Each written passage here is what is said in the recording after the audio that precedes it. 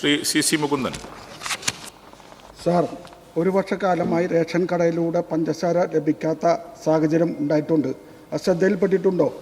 മഞ്ഞ റേഷൻ കാർഡുകൾക്ക് മാത്രം അനുവദിച്ചു നൽകിയിരുന്ന പഞ്ചസാര വിതരണം നിലച്ചുപോയതിൻ്റെ കാരണം വ്യക്തമാക്കാമോ? ഇതിനെ പുനരാരംഭിക്കാനുള്ള നടപടി സ്വീകരിക്കാമോ? മിനിസ്റ്റർ.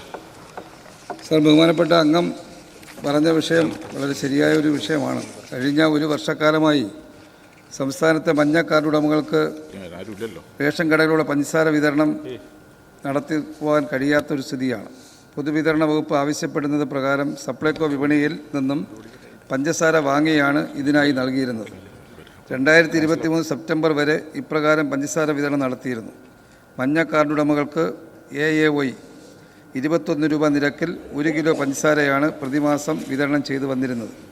പൊതുവിപണിയിൽ നിന്നും കിലോഗ്രാമിന് 42 രൂപ നിരക്കിൽ വാങ്ങിയാണ് സപ്ലൈകോ പൊതുവിതരണ വകുപ്പിന് നൽകുന്നത്.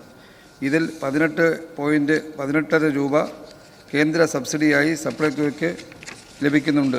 പഞ്ചസാര വിൽപ്പനയിലൂടെ ലഭിക്കുന്ന 21 രൂപയിൽ 50 പൈസ റേഷൻ വ്യാപാരികൾക്ക് കമ്മീഷനായി നൽകുകയാണ്. ബാക്കി 20 രൂപ 50 പൈസ കേന്ദ്ര സബ്സിഡിയായ 18 രൂപ 50 പൈസയും ഉൾപ്പെടെ 39 രൂപ മാത്രമാണ് സപ്ലൈകോയ്ക്ക് തിരിച്ചു ലഭിക്കുന്നത്. അതായത് 1 കിലോഗ്രാമിന് 3 രൂപ നഷ്ടം സഹിച്ചാണ് സപ്ലൈകോ പൊതുവിതരണ വകുപ്പിന് നൽകി വരുന്നത്. ഇത്തരത്തിൽ നഷ്ടം സഹിച്ച് പഞ്ചസാര വിതരണം ചെയ്യാൻ കഴിയില്ലെന്ന് സപ്ലൈകോ അറിയിച്ചതിൻ്റെ അടിസ്ഥാനത്തിൽ റേഷൻ കടകളിലൂടെ വിതരണം ചെയ്യുന്ന പഞ്ചസാരയുടെ വില പരിഷ്കരിക്കുന്നതിന് സർക്കാർ പരിശോധിച്ച് വരികയാണ്. സാർ.